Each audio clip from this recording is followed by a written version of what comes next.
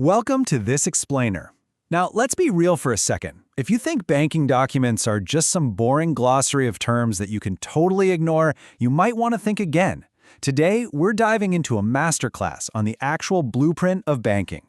We're going to look closely at how physical and digital documents act as the absolute essential tools that protect, manage, and move our money every single day.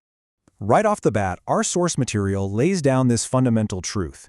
Banking documents act as official proof of ownership, instructions, and audit trails for financial transactions. Honestly, this is the real secret behind banking. It isn't just about handing cash to a teller. It's all about creating an airtight, indisputable audit trail for your hard-earned cash. Every single piece of paper, every digital ping, it all serves a highly specific systemic purpose to keep your finances completely secure. So here is our blueprint for today. 1. Where your money lives. 2. The paper trail. 3. Proof of ownership. And 4. Money in, money out. Let's get right into it. Section 1. Where your money lives. You can think of bank deposit accounts as distinct foundational vaults, and each one serves a totally different financial strategy. Take the checking or current account. This is your everyday workhorse. It's a demand deposit designed for high activity. It's built for your regular income, frequent withdrawals, unlimited deposits, and it even has features like overdraft facilities. But on the flip side, we have the time deposit. This is a low-risk, locked-away investment strategy for the medium to long term. You essentially surrender daily access for a set term, and in exchange, you secure a higher fixed interest rate. So it's really high activity versus locked-away growth.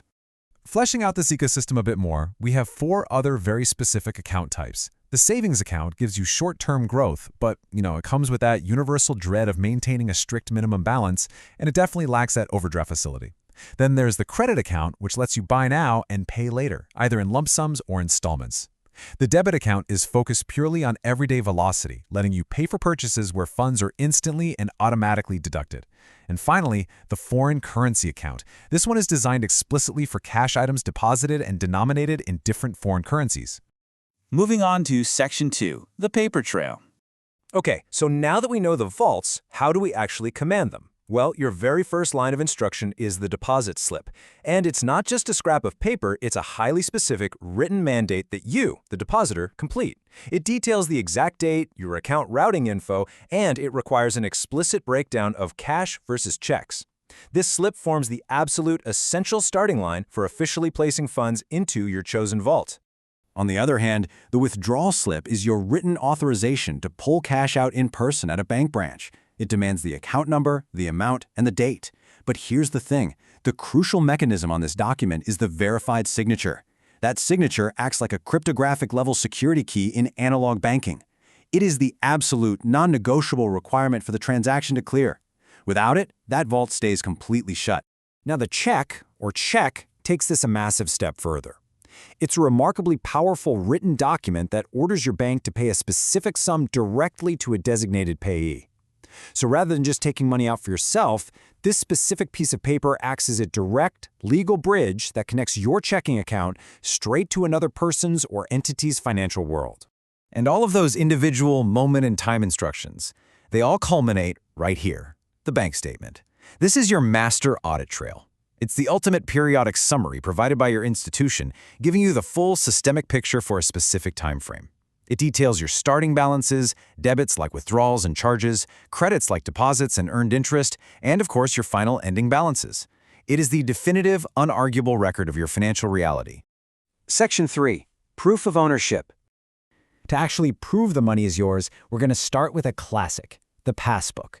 This physical booklet functions as indisputable proof of deposit, where your transactions, deposits, withdrawals, and current account balances are all manually recorded. Before the era of instantly checking apps on our phones, this old-school physical booklet was the literal, tangible proof in your hand of exactly what you legally own. Now, for those locked-away time deposits we talked about earlier, the bank issues a Certificate of Time Deposit, or CTD.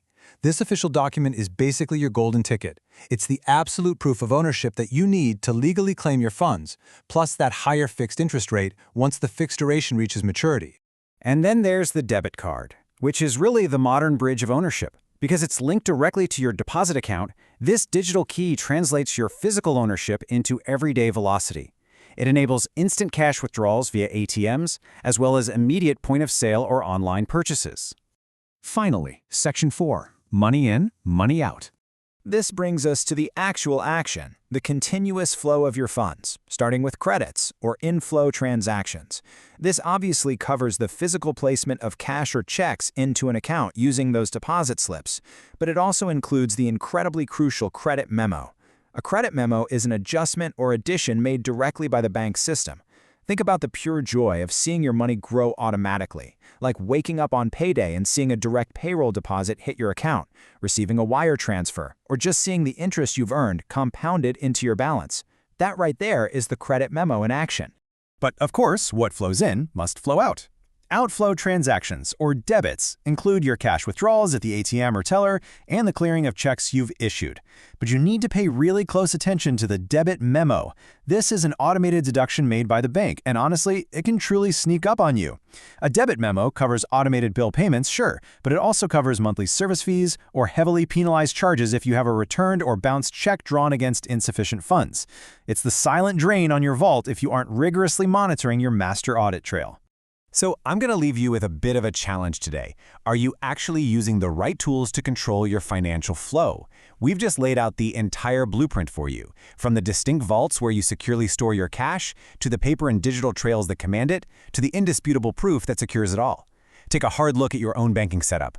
Are you keeping your money in the right accounts? Are you tracking your inflows and outflows to avoid those hidden debit memos? Thank you so much for joining me on this explainer. Now go audit your blueprint.